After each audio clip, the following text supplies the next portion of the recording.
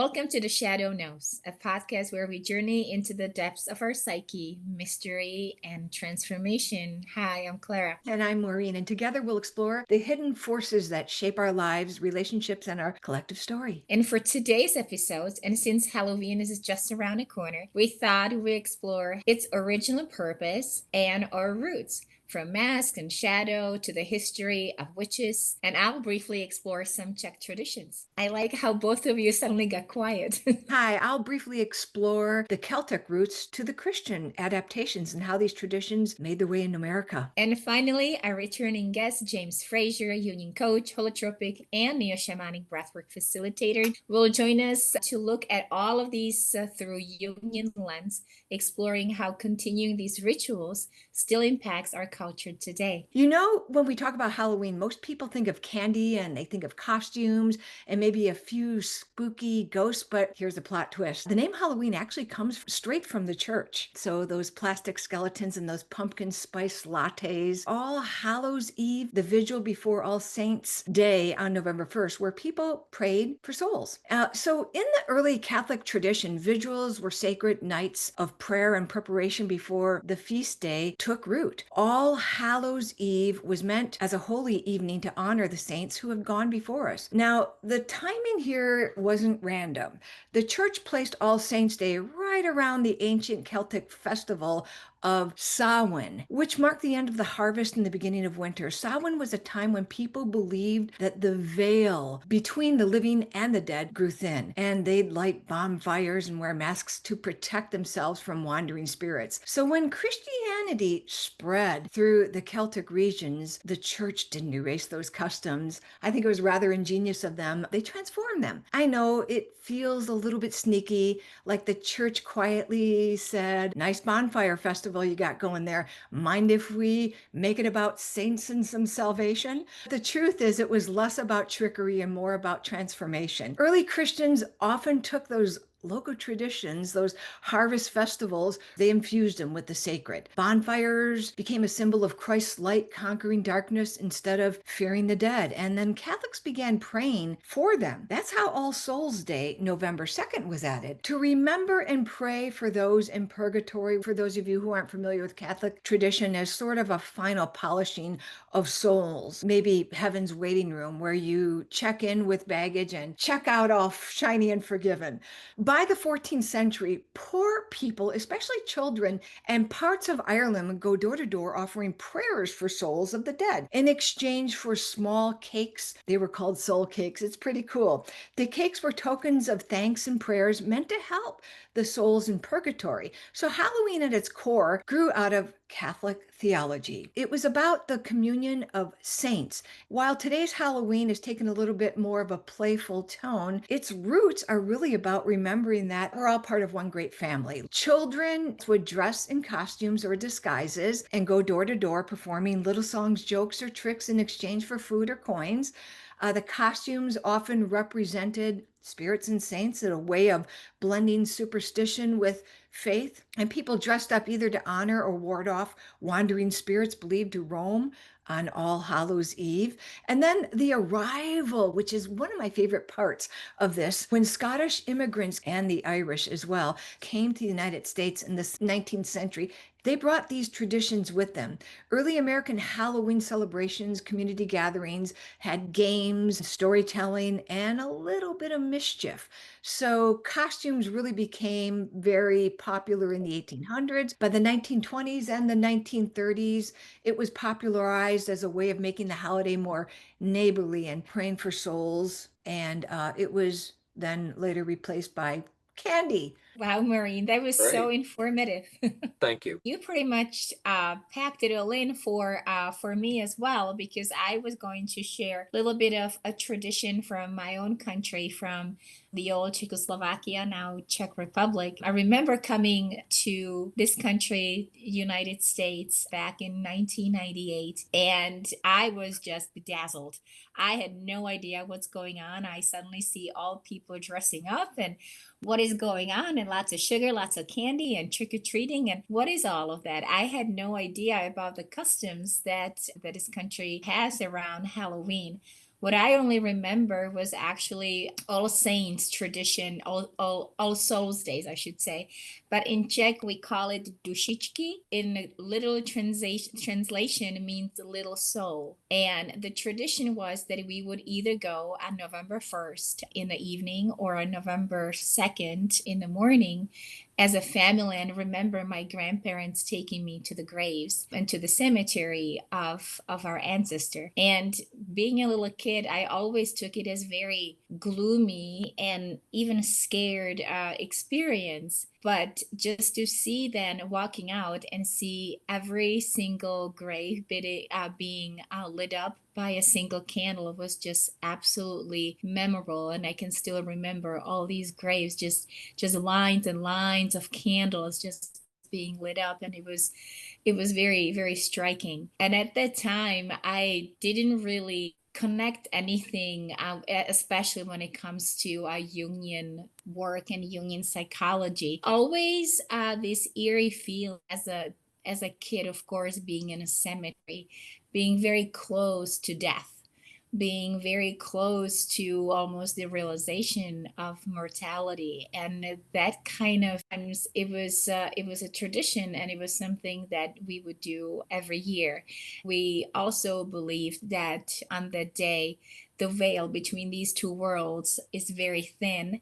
We would pray for those souls so they can be remembered.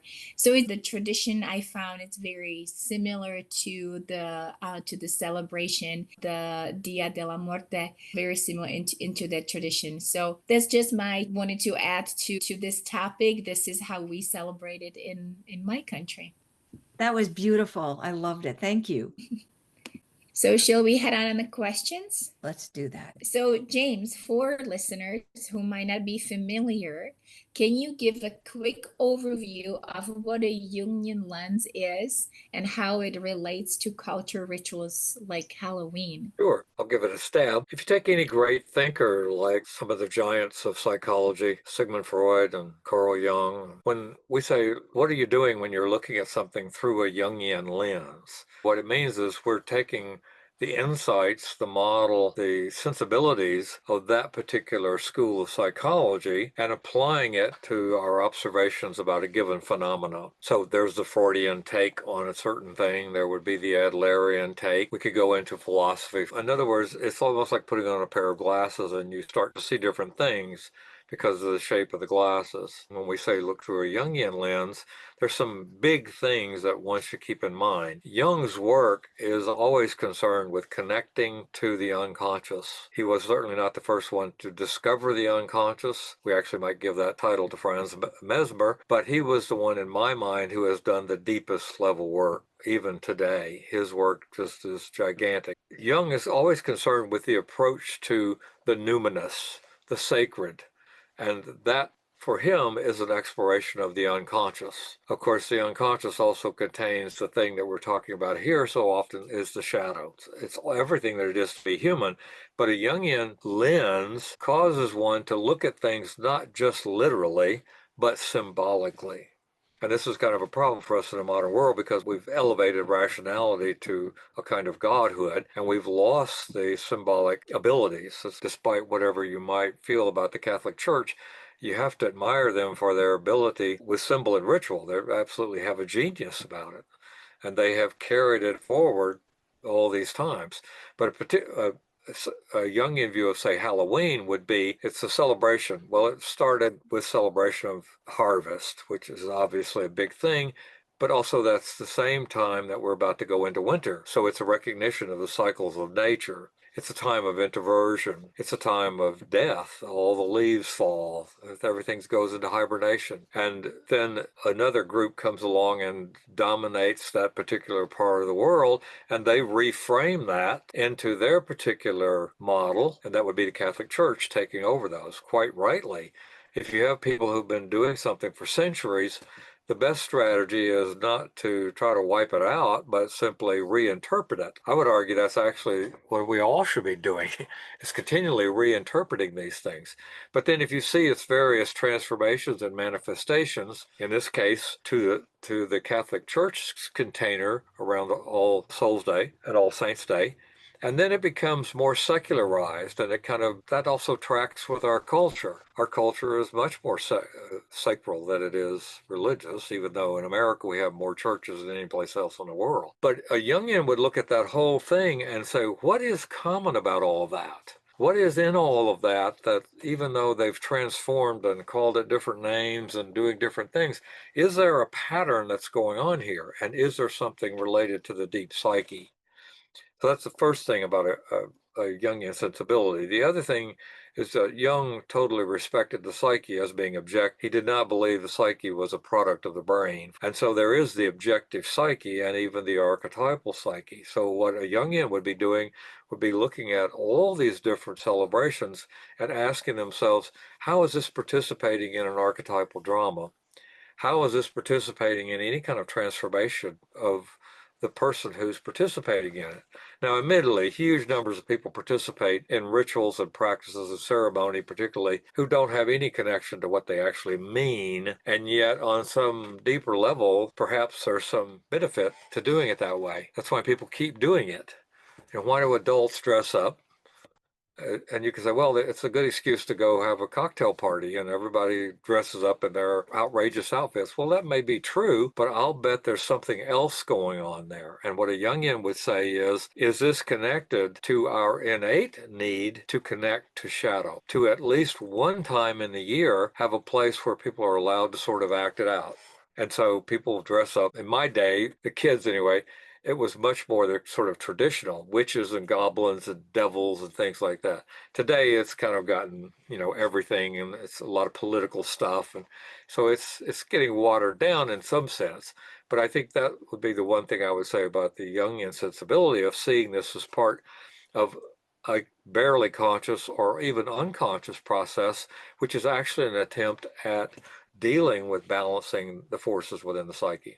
I think that's pretty cool. I'm going to go ahead then and just ask, why do you think Halloween has such a strong pull on our imagination, even today? Well, my knee-jerk reaction is to say it's the one holiday where we're allowed, at least in some level, to act out the shadow, to touch on those dangerous aspects of ourselves that have likely been repressed. And you can see it in the choices that people make in their costumes. In our work, we do a lot of shadow work, and one of our big, huge workshop pieces is we do a mask making process. And it's one of the most powerful parts of our work, where people get to put on that persona, either take it on or sort of let it out. You might see somebody, for example, who's tremendously shy normally, and they put on a king's outfit, which kind of makes them the center of the attention in the room. Or they put on a disguise like Elvis Presley, who's, it's just a place where we can safely kind of touch the darkness, and we sort of disable the previous medieval dangerous part around it by making it fun. But that may also be our kind of defense mechanism about the fact that we could potentially actually be tapping into our own shadow. And of course, that is what separates celebration of Halloween from something like doing a mask making shadow work, where you're clearly focused on doing that. You're willing to bring up your shadow. But I think it's a kind of really interesting cultural phenomenon. So that may be some incentive for it as well. But it's just one of those holidays that typically always takes place at night. Generally, people don't go trick-or-treating. Maybe in the modern times they have, but it was always done at night. And you had kids walking around with candles, so there's that aspect of it, which relates back to the fire ceremonies. I loved the piece that you shared about children going around and offering prayers and getting rewarded for it. And then that turns into a little bit more devilish, but playful devilish. It's like, if you don't want to get your house egged, you better fork up some candy, right? And of course, we even acted that out. And that's what Carnival and these kind of workshops do. They allow people to temporarily open the door, but open the door symbolically to the darkness, and that being the shadow. So James, Halloween is all about masks and costumes. And from a Jungian standpoint, what can masks teach us about the shadow side of ourselves? The simple answer is that they allow us to bring something from the unconscious and put it on as our persona.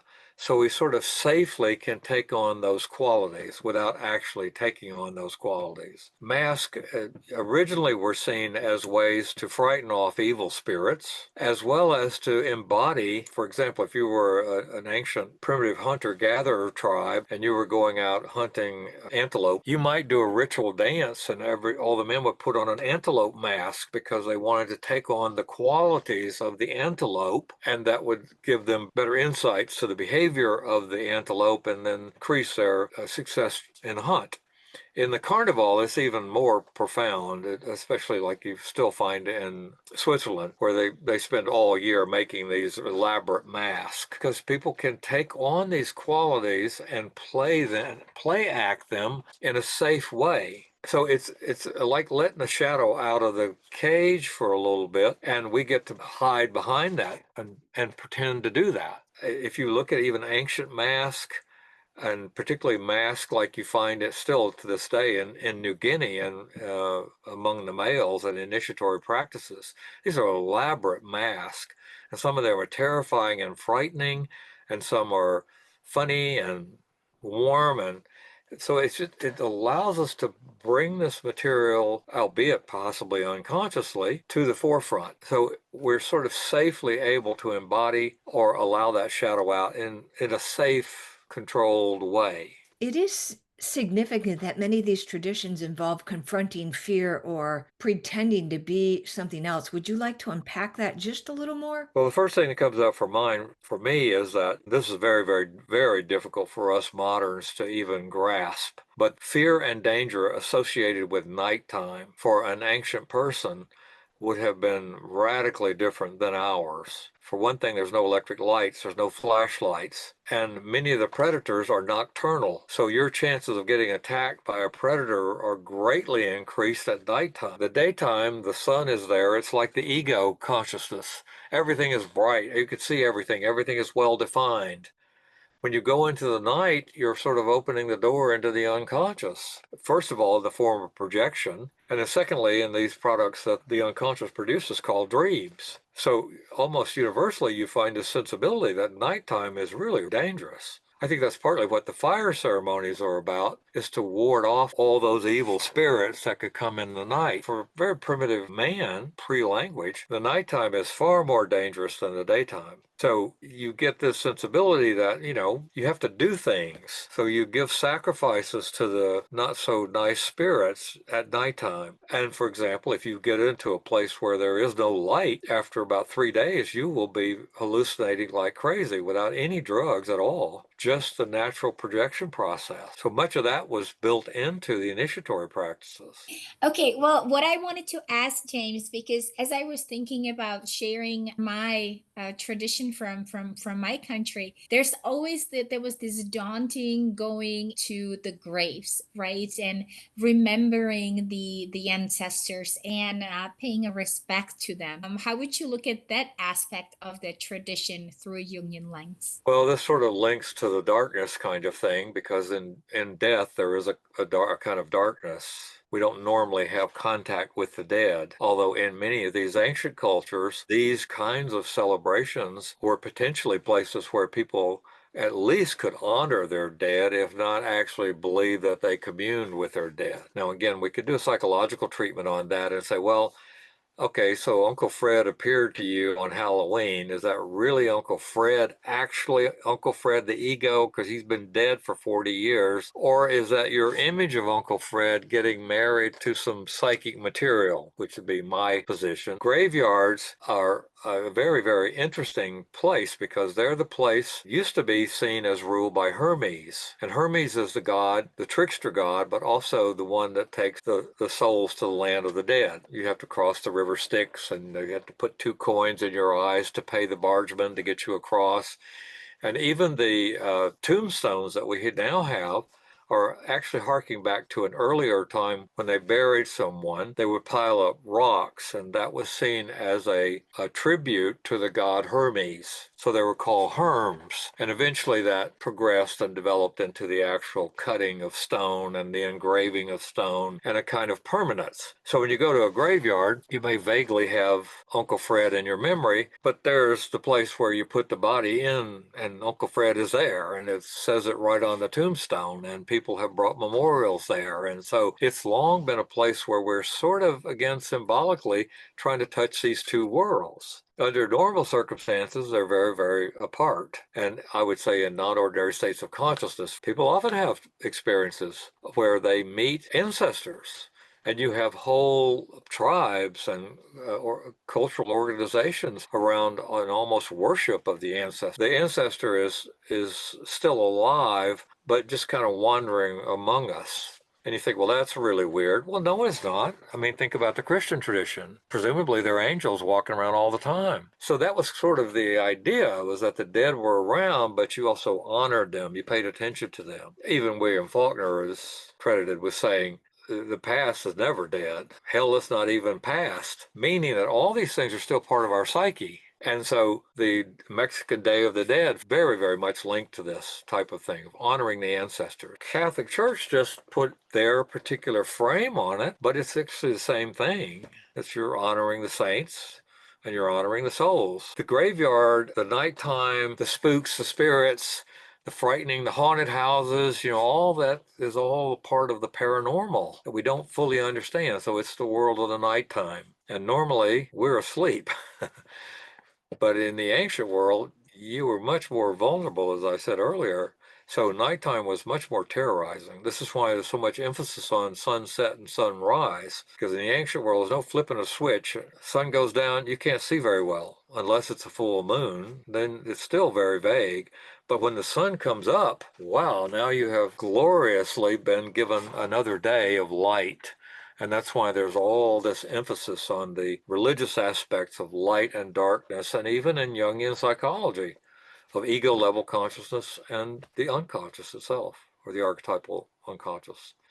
Often the colors orange and black are associated with Halloween. I'm just wondering if in the Celtic fire rituals, perhaps like you have the orange glow of the fire with the backdrop of the night, and then how those fire rituals translate psychologically or with a Jungian lens for us today. I'm not sure I could really make that case, but that certainly wouldn't surprise me. And again, looking at things symbolically, which is what a Jungian lens allows you to do. You look at the literal and then you look at what does that symbolize. And of course, part of the flame of a fire, depending on the wood that you use, is orange. Part of it's yellow and part of it's slightly blue, but you could clearly see that at the contrast between, particularly looking at a fire some distance away, it might be more orangish. But there's another thing that pops in my mind. This holiday is when we harvest what? Pumpkins. What color are they? Orange. And pumpkins were a food, they were a food source. Pumpkin seeds, great food source. So it's highly likely that lots of people grew pumpkins. You don't want to get too hung up on the literal, but you kind of go, oh, and what would that trigger inside the psyche? The contrast of light and dark. So I wouldn't have any problem with that at all. So the last question, James, would be, do you see any recurring archetypes in Halloween traditions like witches, ghosts, or monsters that reflect something deeper in the human psyche? Yes, well, just a projection of something being monstrous or frightening or terrifying. We see this in dreams all the time. And often in dreams, the psyche is throwing up something that has that effect, like you're being chased by a motorcycle gang with chains and they're out to kill you. Well, often that's kind of showing you what the shadow is and how the ego is repulsed and afraid and terrified of the shadow. So typically it gets projected out. So when we have monsters out in front of us, it's often because we have monsters inside us from the ego's point of view. Now, there is shadow, and as we've talked about, each one of these archetypes has a shadow. There are certain things that show up so frequently, you have to ask yourself if this is not one of the favorite clothing of a particular archetype. The witch is a particularly interesting one because much like the dragon, the witch has double connotations.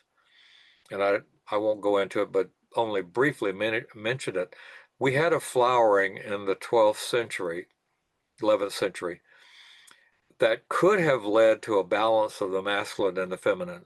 It included things like the Grail romances.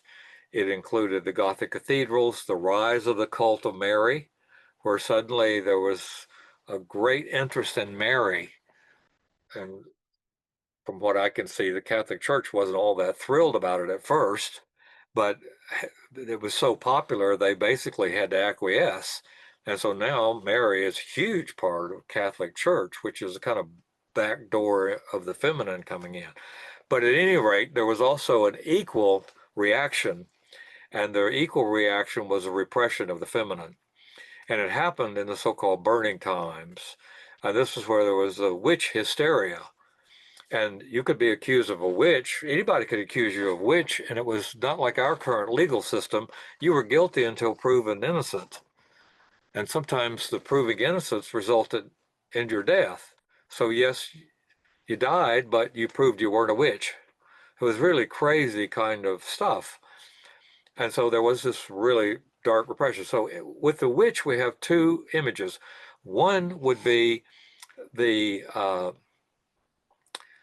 seer type woman, the medial woman in Tony Wolf's model, the magician woman. Maybe she was a loner, maybe she never married, maybe she was a widower, but she had special skills. She knew about herbs, she knew about women's health, for example, when no male doctor could even look at a woman. They had to do it with models, but female could do it. But they were carriers of wisdom, often folk and nature wisdom. What were the healing plants? And then there was the other side of it where they got falsely accused of being working for the devil, basically. I mean, it was like, okay, well, they're the devil's angel, so to speak. And so, again, you could be accused of being a witch, and then it was a great amount of financial stuff around all this because there was a charge to arrest the witch, there was a charge to transport the witch, there was a charge to try the witch, and if she was found guilty and either proved her innocence by drowning, or she didn't prove her innocence and she was a witch and she got burned at the stake. Either way, her property became somebody's free of charge. So there was a lot of that kind of evil going on as well. But I'm trying to say you get two manifestations of this. One is the best example of this, of course, is the Wizard of Oz, where you have the Wicked Witch of the West, who Dorothy kills when she lands in Oz, and then you have Glinda. So you split it. Well, that's a typical archetypal thing. Every archetype has the shadow. But for something like the witch, I would relate it to the medial woman. And of course, people who can have great intuitions and insights and know things that other people don't know, it's really easy to project onto them either that they are supernatural in their powers or that they're somehow evil, because that's how they got these gifts. You even see it in the modern day world where, as allusion to one of the Mississippi Delta blues guitarists, Robert Johnson, who claimed he sold his soul to the devil to learn how to play the guitar. And then later, when Led Zeppelin burst on the scene in the 1970s, they were so good that there were a lot of people that started spreading that kind of rumor that they were probably sold their soul to the devils. That's why they were so successful. Well, this goes back to Faust. I mean, there are all sorts of interplays. The archetype of the monster in general, or even in death in general, would be a shadow projection. And then there's also zombies, kind of a more modern phenomenon, although go back in history and find examples of the living dead. Well, that's a powerful metaphor for unconsciousness. It's a powerful metaphor for you not knowing your own psyche, that there are parts in your psyche that they might as well be dead, but somehow they're not dead. They're still there. They reside in the form of a complex, say, for example, and they're often terrifying. And then we water them down and we play with them and make them playful. And so now it's a funny slang, Everybody's, are you preparing for the zombie apocalypse? And everybody thinks it's funny. But, Michael Jackson made millions of dollars off of one record about dancing zombies. So I would look at all these things as possible projections and metaphors of archetypes, and at least representations of those archetypes. The costumes and masks shifted from pagan disguises to playful or maybe symbolic representations, and, like the ritual that we have here of trick-or-treating, dressing up. It serves a purpose, right? A deeper purpose that people are unconscious of. Well, I think it does. I'm very much in a similar way, the way I feel about Carnival. And the original ones, like that happens in New Orleans with Mardi Gras, although that's more or less degenerated into totally secular in the sense that it's a kind of a sexual license. Now, that is part of the original carnivals. Women get to show their breasts, and the whole collection of beads. And so there's a kind of licensure that happens with that. And also a lot of drunken revelry. Well, if you drink a lot, you're going to be in a non-ordinary state of consciousness. But I think the costumes, even if most people aren't thinking about it this way in a conscious way, they allow us to return to childhood. And that sounds weird, but if you think about childhood, one of the distinguishing features of childhood is that we knew how to play. I spent endless hours killing Nazi Germans when I was a child in my army outfit. And I didn't like John Wayne, I liked Steve McQueen. But I was Steve McQueen on a regular basis on Saturday afternoons. And so it's related to the lover archetype, which we'll talk about in some future session, hopefully, in the sense that it gives people the permission to play and display. We should be able to just do this without a costume, but the costume kind of gives us a buffer in the same way that a persona does. So you could say, well, yeah, in my case, if I dressed up as Elvis Presley, for example, and I started saying, oh, thank you very much, in that Elvis Presley voice, it would sort of give me permission if I had the big glasses and the sideburns and the jumpsuit on, right? That I wouldn't normally do in my everyday clothes. So it's a permission giving, but it's also related to play, but it is absolutely related to shadow. Why do you think that whole Halloween tradition is just so watered down from what it used to be? So now it's really just, it feels almost like superficial. It's like fun and candy and trick-or-treating. So what do you think that we just watered down so much on this superficial level? Again, quick answer to that is that we have lost the sensibility that ritual process is the cultural software that allows us to deal with the archetypal hardware. In other words, true ritual, is the experiential process to allow us to deal with the things going on inside us. And we've lost that connection. So people don't expect, when they do rituals, they don't expect things to happen. They expect fun and games and ceremony, and yeah, it gets watered down. And also, if you're afraid of something, probably the best way to deal with it is to start making fun of it. But I think it's just loss of real true sensibility about ritual process. People have always known about the unconscious. They just called it the other world, and it was unseen, and that's probably where the dead went. Well, yeah, exactly. The loss of meaningful, culturally sanctioned ritual processes, particularly around the transition times of life that are life cycle, like the movement from childhood through puberty into adulthood. We don't do anything with that anymore. That was one of the central rituals and rites of passage of anybody in pre-modern culture. So it's that loss that allows it to just degenerate. As both of you know, one of my favorite movies is Oh Brother, Where Art Thou? And there's a wonderful scene where the three escaped convicts, two of them have just been baptized and saved. And the very mercurial one is George Clooney. And he's driving the car as they're trying to get away from the law. And they see a black man with a guitar standing on the side of the road. And the dumbest one, Delmar, in the back of the car says, let's pull over and give that man a lift. So they pull over and they get him into the car. And they're driving along and they're introducing themselves. And Delmar says to the black man, he says, say, I haven't seen a house out here for miles. What are you doing out here in the middle of nowhere? And he said, well, I had to be at that crossroads last night to sell my soul to the devil. And George Clooney pops up with his particular mercurial bent. And he said, well, isn't it a strange world, spiritually speaking? Pete and Delmar have just been saved and baptized. I guess I'm the only one that remains unaffiliated. And of course, he's laughing as he's saying this. Delmar in the back is just in shock. He goes, oh, no, son, you sold your everlasting soul just to play a guitar? And Tommy's answer is just so brilliant. It's like, well, I wasn't using it. And that's kind of a take on the modern world. We're not. Soul is what happens after you die. Nobody thinks too much all about it. But at that point, Pete in the front seat, realizing that Tommy has actually seen the devil, speaks up and says, I've always wondered what the devil looks like. And then again, George Clooney butts in with his know-it-all and says, well, Pete, there's all sorts of lesser demons and imps, and man is a creature, but the great Satan himself is red, has scaly skin and a bifurcated tail, and goes around with a hay fork. And Tommy, the black man in the back, speaks up and says, oh, no, no, sir. He's white, just like you people. And if you think about that from a Jungian lens, he's saying the devil's a lot closer to you than some red-scaled hayfork toting dude. And it's built into the story, of course, but that's a brilliant, brilliant film.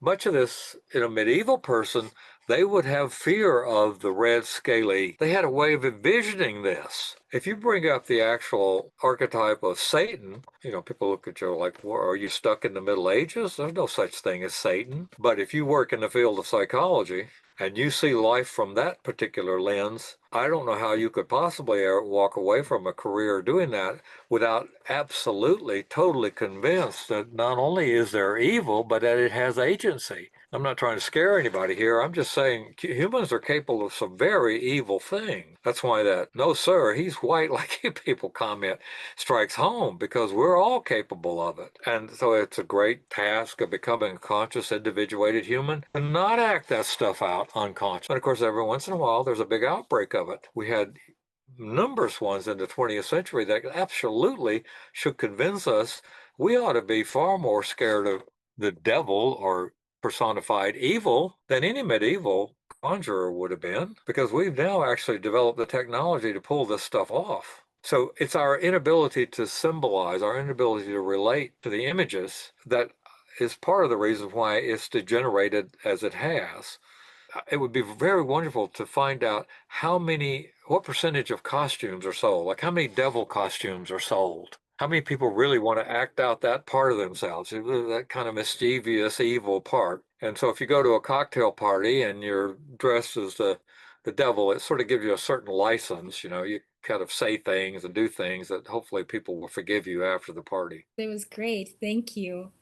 Is it a wrap? It's a wrap. We'd love for you to subscribe, give us a like, and share with your friends. Feel free to join us again as we continue to explore the hidden layers of the psyche.